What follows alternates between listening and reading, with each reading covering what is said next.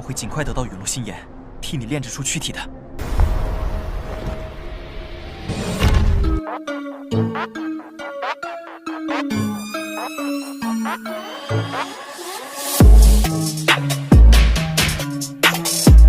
Halo guys, selamat datang kembali dalam pembahasan Battle Through the Heavens versi novel. Terima kasih untuk kalian yang selalu stay, dan mungkin buat kalian yang mau lempar kopi buat Mimin, kalian bisa melalui link di deskripsi. Woilah, kita kancutkan cerita Xiaoyan.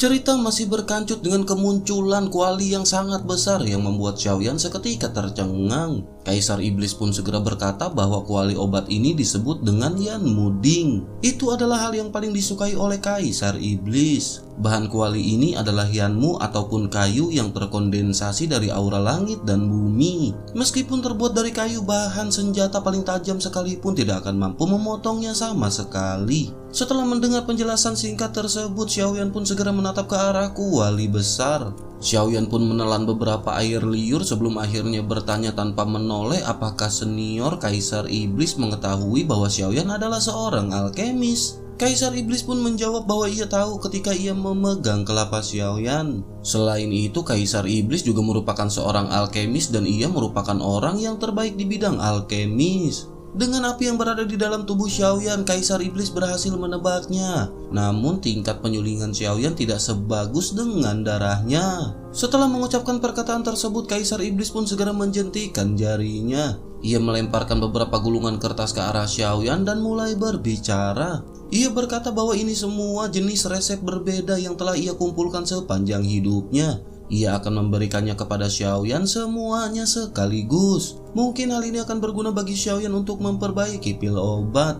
Xiaoyan pun mengulurkan tangannya untuk mengambil gulungan kertas yang diberikan oleh Kaisar Iblis. Hampir dari semua resep yang diperoleh oleh Xiaoyan ini benar-benar telah lama menghilang. Resep ini akan dibawa Xiaoyan ke masa depan sebagai bantuan Xiaoyan yang bahkan tidak bisa dibayangkan pada saat ini. Setelah itu, Xiaoyan pun segera berkata bahwa ia telah berjanji kepada Kaisar Iblis. Jika klan Iblis Darah dalam permasalahan, maka selama Xiaoyan masih memiliki kekuatan tersebut, maka Xiaoyan akan berusaha dengan sekuat tenaga. Namun jika kekuatan Xiaoyan tidak cukup, maka Kaisar Iblis tidak bisa menyalahkan Xiaoyan. Kaisar Iblis pun segera tertawa dan berkata bahwa ia percaya kepada Xiaoyan. Namun ia berpesan bahwa kuali obat ini harus digunakan sesedikit mungkin di depan orang lain. Meskipun hampir semua orang yang mengenali kuali ini sudah mati, namun mereka harus lebih berhati-hati ketika kekuatan mereka tidak mencukupi. Bersamaan dengan perkataan tersebut, ia pun langsung melemparkan kuali obat yang tergantung di udara ke arah Xiaoyan.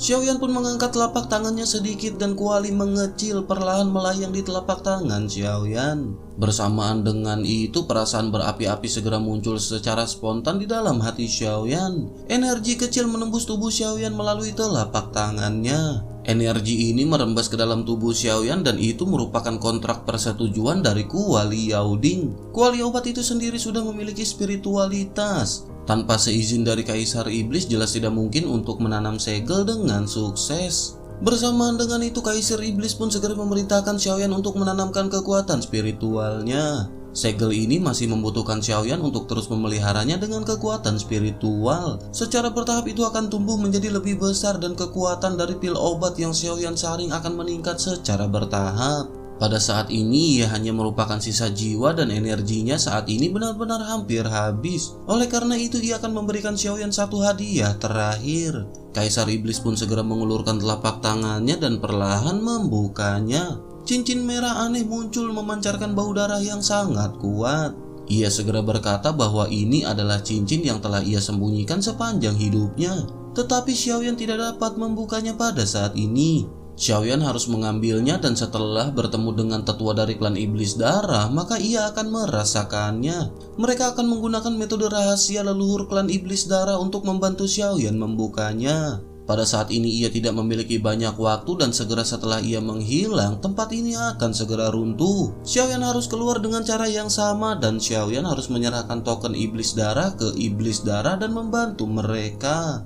Bersamaan dengan suaranya yang terdengar, sosok Kaisar Iblis pun menjadi sedikit lebih ilusi. Cincin di tangannya perlahan terbang ke arah Xiaoyan ketika ia meminta Xiaoyan untuk mengingat namanya bahwa ia bernama King Xuantian. Di sisi lain, Xiaoyan segera mengambil cincin tersebut dan menatap Kaisar Iblis yang sosoknya secara bertahap menjadi ilusi. Di sisi lain, Kaisar Iblis pun segera berteriak dengan cemas memerintahkan Xiaoyan untuk segera pergi. Xiaoyan pun buru-buru memasukkan cincin tersebut sebelum akhirnya sosoknya segera menyapu ke arah koridor. Bersamaan dengan itu di belakang Xiaoyan seberkas cahaya dingin melesat dan langsung menuju ke tubuh Xiaoyan. Xiaoyan pun tercengang tetapi ia segera sadar bahwa itu adalah roh hantu. Xiaoyan hampir melupakan harta ini dan pada saat ini wajah Xiaoyan dipenuhi dengan kegembiraan.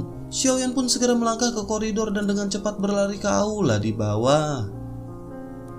Sementara itu di sisi lain di luar pemakaman iblis, 5 bayangan hitam muncul lagi di langit di atas tanah yang ditempati oleh klan Xiao. 5 bayangan hitam ini adalah pria berjubah hitam yang meminta untuk menyerahkan Xiaoyan. Batas waktu 3 hari telah habis dan pria berjubah hitam itu tiba di langit di atas klan Xiao tepat waktu. Sementara itu melihat beberapa sosok yang muncul di langit, Xiao Wutian pun segera menyapa mereka dengan senyuman. Ia mengepalkan tinjunya dan berkata setelah diskusi di antara para tetua klan Xiao, telah diputuskan bahwa setelah anggota klan mereka keluar dari reruntuhan, maka Xiaoyan akan bisa dibawa pergi bersama dengan mereka semua. Salah satu dari 5 pria berjubah hitam pun segera berbicara dengan suara yang ringan. Ia berkata setelah ini mereka tidak akan lagi merepotkan klan Xiao. Bersamaan dengan itu tiba-tiba di belakang penghalang dan di depan gerbang batu reruntuhan sesosok pun perlahan muncul. Xiaoyan bergegas keluar dari pemakaman iblis pada saat ini. Xiaoyan pun menghela nafas panjang dan menyeka keringat di dahinya ketika ia bergumam akhirnya ia berhasil keluar. Namun begitu Xiaoyan mengangkat kelapanya, Xiaoyan pun seketika tercengang. Segala sesuatu di hadapannya ini benar-benar mengejutkan dan Xiaoyan segera bergumam apa yang telah terjadi. Sesaat setelah sosok Xiaoyan muncul, sebuah keributan pun segera terjadi di ruang ini. Pada awalnya banyak orang yang berpikir bahwa Xiaoyan pasti telah terkubur dan mati di reruntuhan kuno. Mereka tidak percaya bahwa seorang pria tahap menengah Dodi bintang 1 bisa keluar dari reruntuhan kuno hidup-hidup. Tak terhitung banyaknya orang yang sadar segera bergegas maju menuju ke arah gerbang batu. Di sisi lain pria berjubah hitam yang berada di langit juga bergegas mendekat dalam sekejap. Sementara itu di sisi lain ketika Kaisar Ming melihat bahwa Xiaoyan muncul di depan gerbang batu, ia juga seketika sangat terkejut. Dengan kilatan di hatinya, Kaisar Ming pun mengingat kepercayaan yang diberikan oleh Xiao Li. Bersamaan dengan itu beberapa informasi tiba-tiba muncul di benak Xiaoyan dan hati Xiaoyan seketika terjekut. Pesan tersebut berkata bahwa ia adalah Kaisar Ming dan leluhur Xiao Li telah memintanya untuk mengirimkan pesan kepada Xiaoyan. Pada saat ini Xiaoyan benar-benar dalam bahaya besar. Jangan keluar dari penghalang dan lari secepat mungkin serta menggunakan kompas untuk kembali ke klan Xiao. Setelah mendapatkan pesan tersebut, Xiaoyan pun melihat kegelapan yang berada di hadapannya dan kerumunan orang yang sangat banyak. Xiaoyan menduga bahwa ada sesuatu yang serius yang pasti yang telah terjadi. Jika tidak, leluhur Xiao Li tidak akan meminta Kaisar Ming untuk mengirimkan pesan kepada Xiaoyan. Akhirnya dengan kilatan cahaya biru sebuah kompas muncul di tangan Xiaoyan. Pada saat ini gerbang batu mulai bergetar hebat dan Xiaoyan tahu bahwa ini karena jiwa dari Kaisar Iblis telah menghilang. Xiaoyan segera menyadari bahwa pemakaman kuno akan segera runtuh. Xiaoyan pun dengan cepat menyalakan kompas menggunakan pikirannya. Bersamaan dengan itu tiba-tiba terdengar suara tabrakan di langit dan gerbang batu pun seketika runtuh. Selama keruntuhan ini cahaya biru menyala dan sosok Xiaoyan pun menghilang di ruang ini. Xiaoyan sengaja memilih waktu menghilang bersamaan dengan runtuhnya gerbang batu. Hal itu untuk memberikan ilusi kepada semua orang bahwa Xiaoyan telah terkubur oleh reruntuhan gerbang batu. Bersamaan dengan gerbang batu yang runtuh, semua orang pun seketika tercengang. Mereka benar-benar melihat sosok Xiaoyan menghilang setelah gerbang batu ini hancur. Suara ledakan yang teredam pun sekali lagi terdengar dan penghalang energi di depan gerbang batu juga runtuh dengan cepat. Energi yang sangat besar langsung menghancurkan gerbang batu yang runtuh ke tanah. Karena runtuhnya gerbang batu dan hilangnya Xiaoyan itu menarik gemuruh suara yang tak terhitung jumlahnya. Semua orang menyadari bahwa dengan begitu berarti mereka sama sekali tidak memiliki kesempatan untuk memasuki reruntuhan dan berburu harta karun. Beberapa orang yang masih belum menyerah pun terus menyari dan berharap ada pintu masuk lain. Mereka sangat yakin bahwa Xiaoyan pasti mendapatkan banyak harta di reruntuhan kuno. Beberapa orang pun menggelengkan kelapanya tanpa daya dan menarik diri mundur. Sementara itu di sisi lain seorang pria berjubah hitam segera memandangi pria parubaya yang berjubah hitam yang berada di tengah. Ia berteriak ketika ia bertanya mengapa gerbang batu ini tiba-tiba runtuh. Selain itu bocah tersebut juga menghilang tiba-tiba pada saat yang bersamaan. Tiba-tiba pria berjubah hitam itu pun segera menuju ke arah Xiao Wutian dengan kecepatan yang seperti hantu. Ia segera meraih leher Xiao Wutian dan mengangkat Xiao Wutian ke udara. Xiao Wutian yang lengah pun seketika terkejut dan kesulitan bernafas. Pria parubaya berjubah hitam itu pun segera dengan marah berteriak ke arah Xiao Wutian. Ia berkata bahwa Xiao Wutian benar-benar berani mengerjai mereka. Mengapa anak itu tiba-tiba menghilang pada saat ini? Apakah Xiao Wutian telah mengirimkan bocah tersebut pesan? Ia dapat merasakan aura meskipun kecil namun itu tidak lepas dari kekuatan spiritualnya. Xiao Wutian yang kesulitan bernapas pun kakinya mulai menendang dengan liar.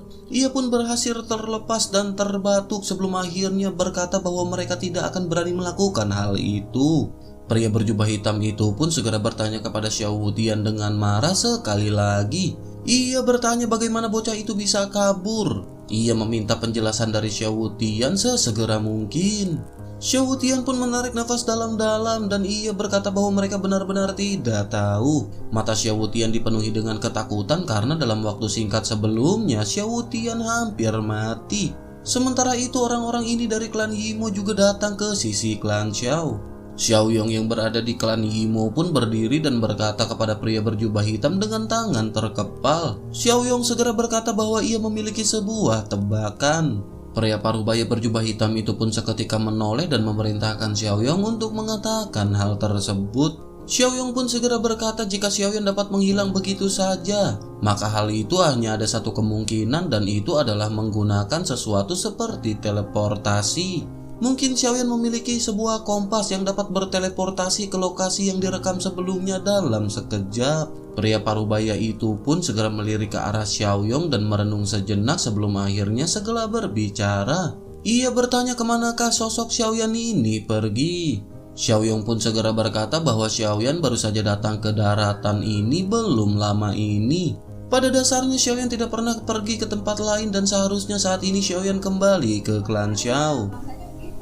Iya, pria parubaya berjubah hitam itu pun seketika menoleh ke arah Xiao Wutian.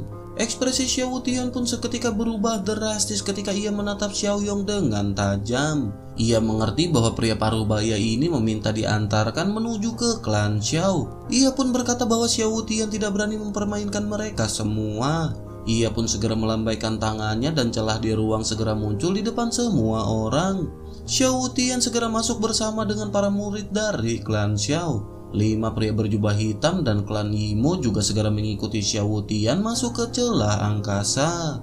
Adegan beralih ke sisi lain di sebuah aula alkemis di klan Xiao. Cahaya biru segera melintas dan sosok perlahan mendarat di aula alkemis. Sosok ini jelas adalah Xiaoyan yang memegang kompas di tangannya. Pada saat ini Xiaoyan terlihat jauh lebih lemah daripada sebelumnya. Xiaoyan pun bergumam tampaknya kompas ini membutuhkan energi yang kuat sebagai penopang. Xiaoyan tidak tahu berapa kali kompas ini akan dapat digunakan di kemudian hari. Bersamaan dengan itu sebuah suara segera terdengar di telinga Xiaoyan.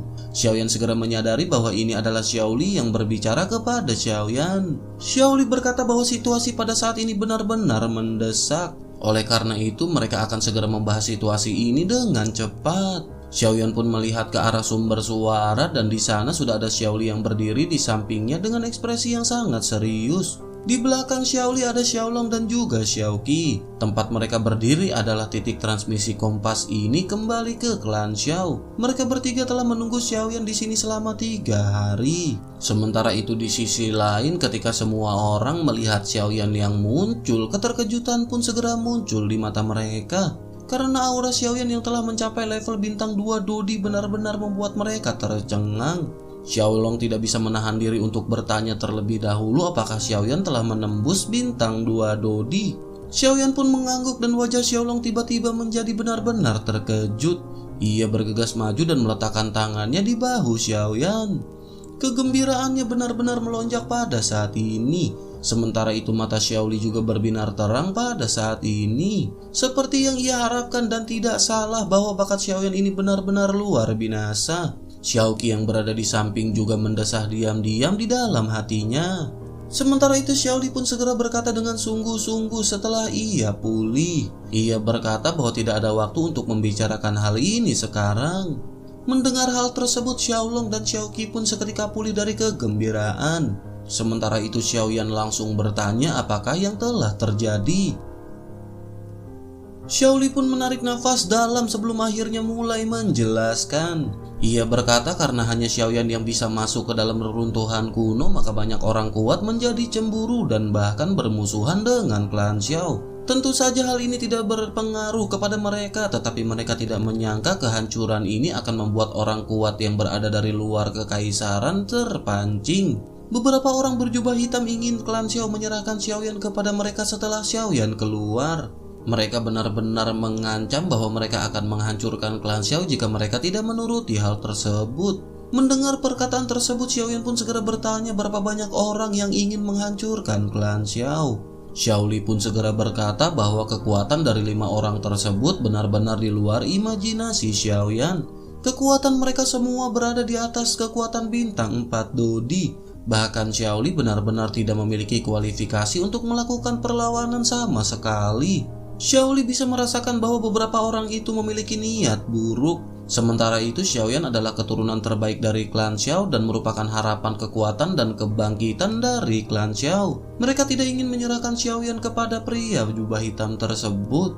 Oleh karena itu ia berdiskusi dengan leluhur Xiaolong dan memutuskan untuk membiarkan Xiaoyan melarikan diri. 3 hari yang lalu mereka bertiga kembali ke klan dan membuat strategi pertahanan klan. Bersamaan dengan itu mereka meminta tolong Kaisar Ming untuk mengirim Xiaoyan pesan setelah Xiaoyan keluar dari reruntuhan. Setelah selesai berbicara, Xiaoli pun segera memandang Xiaoqi yang berada di belakangnya. Ia menarik Xiaoqi yang telah lama menatap Xiaoyan dari belakang dan berkata bahwa ini adalah cucunya bernama Xiaoqi. Xiaoli akan mempercayakan keberadaan Xiaoqi kepada Xiaoyan. Xiaoli pun segera meletakkan tangan Xiaoqi di tangan Xiaoyan pada saat ini. Kali ini klan Xiao mungkin dalam masalah dan Xiaoli tahu di dalam hatinya bahwa Xiaoqi adalah orang yang paling penting yang paling ia khawatirkan. Sementara itu Xiaoqi dengan cepat menarik tangan kecilnya dari tangan Xiaoyan dengan wajahnya yang memerah. Xiaoqi segera berkata bahwa ia tidak ingin meninggalkan kakek. Xiaoqi telah ditinggalkan oleh ayahnya lebih awal dan pada saat ini kasih sayangnya kepada Xiaoli tidak diragukan lagi adalah yang terdalam. Menanggapi hal itu Xiaoli tahu betul bahwa sekarang bukan waktunya untuk ragu-ragu. Ia pun segera berkata kepada Xiaoqi bahwa situasinya benar-benar terlalu mendesak pada saat ini. Oleh karena itu Xiaoqi harus mendengarkan perkataan kakeknya. Sementara itu Xiaoyan memandang Xiaoqi yang cantik di hadapannya dan tidak tahu harus berkata apa-apa. Namun meskipun begitu Xiaoyan tahu situasinya saat ini benar-benar sangat mendesak. Xiaoyan juga menyadari bahwa Xiaoli ingin benar-benar mereka berdua bisa melarikan diri dan dengan begitu klan Xiao akan dapat menghindari kesulitan ini di masa depan. Setelah memikirkan hal tersebut, Xiaoyan pun segera mulai berbicara. Xiaoyan pun segera berkata bahwa yang mereka inginkan adalah Xiaoyan. Meskipun Xiaoyan tidak tahu mengapa mereka menginginkan Xiaoyan, tetapi selama Xiaoyan tidak ketahuan melarikan diri, maka mereka seharusnya tidak akan menghancurkan keluarga klan Xiao. Oleh karena itu Xiaoqi tidak perlu ikut dengan Xiaoyan. Bersamaan dengan perkataan Xiaoyan yang terjatuh, suara Xiaolong yang marah pun seketika terdengar. Xiaolong pun segera berkata apakah Xiaoyan berpikir semuanya akan baik-baik saja jika Xiaoyan melarikan diri. Jika Xiaoyan bertanya-tanya mengapa mereka menginginkan Xiaoyan, tentu saja hal itu karena mereka melihat harta karun di reruntuhan kuno. Xiaoyan adalah satu-satunya orang yang berhasil masuk, oleh karena itu Xiaoyan pasti akan diburu. Selain itu, kelima pria berjubah hitam itu bersama dengan klan Yimo. Dengan dukungan 5 orang ini, klan Yimo akan dengan mudah melampiaskan dendam mereka dengan memanfaatkan kelima orang berjubah hitam tersebut. Dengan begitu mereka akan sekaligus menghancurkan klan Xiao. Xiaoyan pun seketika menjadi tercerahkan setelah ia mendengar kemarahan dari Xiaolong. Namun pada saat ini Xiaoyan memiliki tebakan di dalam hatinya setelah mendengar perkataan dari Xiaolong. Xiaoyan pun ingin memastikan tebakan tersebut dan bertanya apakah mereka semua anggota dari klan iblis. Xiaoli yang telah berhadapan langsung dengan kelima pria berjubah hitam itu pun segera mulai berbicara. Xiaoli segera berkata bahwa ia tidak yakin tentang hal ini, tetapi yang ia yakini bahwa mereka ini benar-benar sangat kuat. Selain itu, klan Yimo tampaknya mematuhi mereka dan klan Yimo adalah salah satu cabang dari klan iblis. Setelah mendengar penjelasan tersebut, Xiaoyan pun mengepalkan tinjunya. Xiaoyan akhirnya meminta maaf karena telah menyusahkan para leluhur. Xiaoyan mungkin harus segera pergi saat ini, tetapi Xiaoyan tidak bisa membawa Xiaoqi karena itu terlalu berbahaya. Xiaolong pun langsung berteriak bahwa bahaya itu harus disingkirkan karena akan jauh lebih berbahaya jika Xiaoqi tidak dibawa. Selain itu, ia telah bersepakat dengan Xiaoli bahwa Xiaoli akan menyerahkan Xiaoqi kepada Xiaoyan.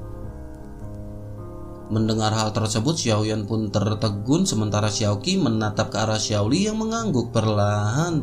Xiaoyan pada saat ini benar-benar tidak tahu harus berkata apa. Xiaoyan baru saja ingin mengatakan bahwa ia telah memiliki istri di benua Doqi. Namun perkataan Xiaoyan ini tertahan ketika suara teredam terdengar di langit dan seluruh klan Xiao seketika gemetar hebat. Xiaoli pun buru-buru mengangkat kelapanya dan bergumam bahwa mereka telah datang. Gemuruh mulai bergema terus-menerus dan setiap kali suara gemuruh terdengar itu disertai dengan goncangan yang sangat keras.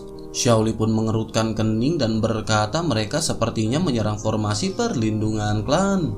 Tampaknya formasi perlindungan klan tidak akan dapat bisa bertahan lama. Setelah mengatakan perkataan tersebut, ia pun segera meraih tangan Xiaoqi dan segera meletakkannya lagi di tangan Xiaoyan. Ia pun segera berbicara dengan suara serak ketika ia meminta maaf karena kakek tidak bisa melindungi mereka dengan baik.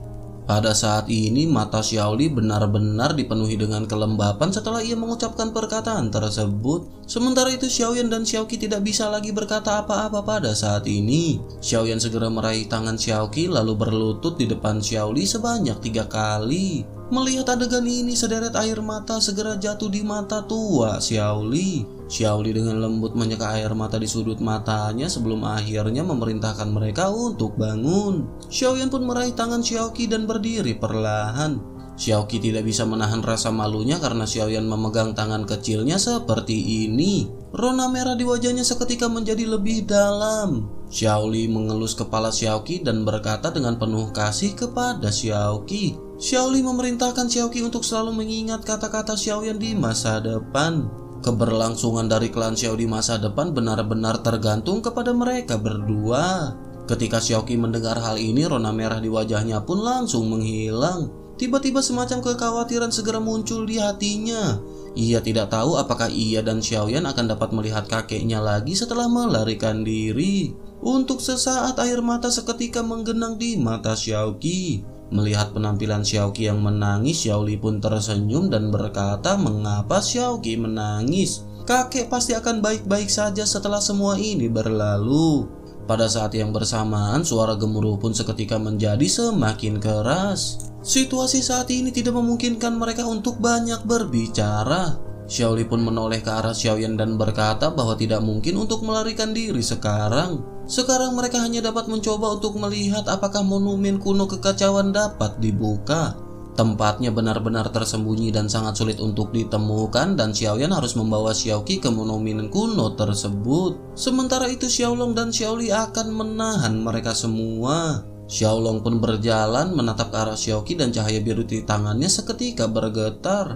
Bersamaan dengan itu kompas segera muncul di tangan Xiaolong. Xiaolong pun segera menyerahkan kompas tersebut kepada Xiaoqi. Xiaolong pun segera berkata bahwa ini adalah kompas. Xiaoqi telah bertunangan dengan Xiaoyan, oleh karena itu ini adalah hadiah untuk Xiaoqi. Meskipun kompas ini tidak sebagus milik Xiaoyan, namun ini memiliki lebih banyak tempat untuk direkam. Jangan pergi ke reruntuhan kuno untuk bersembunyi karena tidak ada tempat yang aman untuk klan Xiao sekarang. Gunakan saja benda ini untuk melarikan diri. Xiaoqi pun segera mengambil kompas dengan wajah yang memerah, sementara Xiaoyan di samping masih terlihat tampak tenang. Tak lama Xiaoyan pun segera berkata kepada Xiaolong bahwa api kekacauan Xiaoyan hampir sepenuhnya menyatu. Xiaoyan ingin pergi ke situs kuno yang kacau dan sepenuhnya mengintegrasikan api suci kekacauan. Setelah itu Xiaoyan pun menoleh ke arah Xiaoqi dan ketika ia hendak berbicara, Xiaoyan pun tertahan. Awalnya Xiaoyan ingin memanggil Xiaoli sebagai leluhur, tetapi Xiaoyan berpikir itu salah. Sekarang Xiaoyan harus mengikuti Xiaoqi untuk memanggil leluhur Xiaoli dengan sebutan kakek. Xiaoyan pun segera berkata kepada Xiaoqi bahwa kakek telah berkata situs kuno ini sangat tersembunyi dan sulit ditemukan. Oleh karena itu pada saat ini Xiaoqi dapat menggunakan kompasnya tepat waktu. Di sisi lain melihat bahwa Xiaoyan sama sekali tidak bingung dalam situasi seperti itu. Baik Xiaoli dan Xiaolong melirik sekilas dan Xiaoqi juga merasa sedikit lebih mengagumi Xiaoyan di dalam hatinya. Sementara itu Xiaolong pun segera menepuk bahu Xiaoyan dan berkata semuanya terserah kepada Xiaoyan. Namun meskipun begitu Xiaoyan harus terus memperhatikan bahaya di sekitarnya. Selain itu Xiaoyan harus dengan cepat menjadi lebih kuat agar Xiaoyan tidak menderita dengan bajingan ini lagi. Setelah mengucapkan perkataan tersebut, Xiaolong pun berbalik ke sekitar dan pergi ke arah Xiaoli. Sementara itu Xiaoli pun menoleh dan berkata kepada Xiaoyan bahwa Xiaoyan harus melindungi Xiaoqi. Sekarang Xiaoyan harus pergi dengan cepat ke situs kuno sementara ia akan mencoba yang terbaik untuk menunda waktu. Xiaoli dan Xiaolong pun seketika pergi setelah perkataan terakhirnya terjatuh. Xiaoyan pun menoleh ke arah Xiaoqi yang membeku dan berkata bahwa mereka juga harus segera pergi. Xiaoqi pun segera pulih setelah mendengar perkataan Xiaoyan dan keduanya segera pergi. Singkat cerita Xiaoyan dan Xiaoqi pun telah mendarat tepat di depan gerbang batu. Melihat dua gerbang batu besar yang muncul di udara tipis, Xiaoqi yang berada di samping Xiaoyan memiliki mata yang sangat mengejutkan. Ia telah tinggal di klan Xiao selama bertahun-tahun tetapi ia bahkan tidak tahu ada gerbang seperti itu di klan Xiao. Sementara itu Xiaoyan segera mengangkat telapak tangannya sedikit dan bunyi gedebuk segera terdengar. Bersamaan dengan itu api kuning muda melonjak dari telapak tangan Xiaoyan dengan warna yang memikat. Xiaoyan pun melambaikan telapak tangannya dengan ringan dan menembakkan nyala api langsung ke gerbang batu di depannya. Xiaoqi yang berdiri di samping seketika tertegun saat melihat pemandangan ini. Xiaoqi tidak mengetahui bahwa Xiaoyan memiliki Skyfire. Namun menurut pengamatannya, api surgawi yang dimiliki Xiaoyan ini mirip dengan api suci kekacauan yang diceritakan kakeknya. Api kuning pucat mengalir ke gerbang batu dan pola aneh di gerbang itu tiba-tiba memancarkan cahaya redup. Nyala api pun seketika dengan cepat menyatu dengan pola aneh ini. Bersamaan dengan itu gerbang batu pun seketika memancarkan lingkaran cahaya kuning samar. Xiaoyan melihat adegan ini dengan ekspresi senang di sudut mulutnya. Seiring berjalannya waktu dengan suara teredam pintu batu pun mulai terbuka perlahan. Aura kuno yang lebih intens segera terpancar dari gerbang batu dan berubah menjadi gas kuning muda. Tanpa ragu Xiaoyan segera meraih tangan Xiaoqi dan berjalan menuju ke gerbang batu. Xiaoqi pun mengikuti Xiaoyan dengan keterkejutan di wajahnya. Begitu Xiaoyan melangkah, tiba-tiba tekanan yang tak terlihat segera menekan ke arah Xiaoqi. Xiaoqi pun seketika mengeluarkan erangan teredam ketika ia melangkah maju. Xiaoqi pada saat ini juga memiliki api surgawi yang berada di peringkat kedua di klan Xiao. Namun api surgawi ini lebih rendah daripada api suci kekacauan. Oleh karena itu secara alami akan dipengaruhi oleh api suci kekacauan. Xiaoyan yang menoleh dengan bingung pun langsung mengerti alasannya. Dengan lambaian tangan Xiaoyan, api suci kekacauan segera menyelimuti Xiaoqi. Xiaoqi pun akhirnya mulai bisa berdiri dan mengikuti Xiaoyan perlahan. Setelah keduanya masuk, gerbang batu di belakangnya pun perlahan ditutup. Seluruh reruntuhan kuno kekacauan secara bertahap tersembunyi di ruang ini lagi. Sementara itu di dalam reruntuhan kuno yang kacau, apa yang muncul di depan Xiaoyan adalah lautan api kuning pucat. Melihat api kuning muda ini, mata Xiaoyan tiba-tiba berkedip dengan takjub. Dengan lambaian tangannya beberapa api kuning muda di udara terbang ke tangan Xiaoyan. Xiaoyan segera menyadari bahwa api kuning ini memiliki aura dari api suci kekacauan. Xiaoyan pun tersenyum karena sepertinya Xiaoyan telah datang ke tempat yang tepat. Xiaoyan pun kembali membuka telapak tangannya dan nyala api di tangannya terbang menjauh dari telapak tangan Xiaoyan. Nyala api ini sekali lagi tergantung di ruang ini. Ruang ini tidak besar dan saat ini terlihat jelas ada platform batu rendah dan datar di tengah ruang. Ada cahaya redup yang melayang di atas platform batu tersebut. Langkah kaki Xiaoyan pun segera perlahan bergerak menuju ke pusat. Xiaoqi yang berdiri di belakang Xiaoyan memandang punggung Xiaoyan dan merasakan perasaan yang tidak dapat dijelaskan. Namun pada saat ini ia tidak banyak berpikir dan segera mengikuti jejak Xiaoyan. Pada saat ini keduanya pun bergegas menuju ke arah platform batu yang memiliki cahaya redup.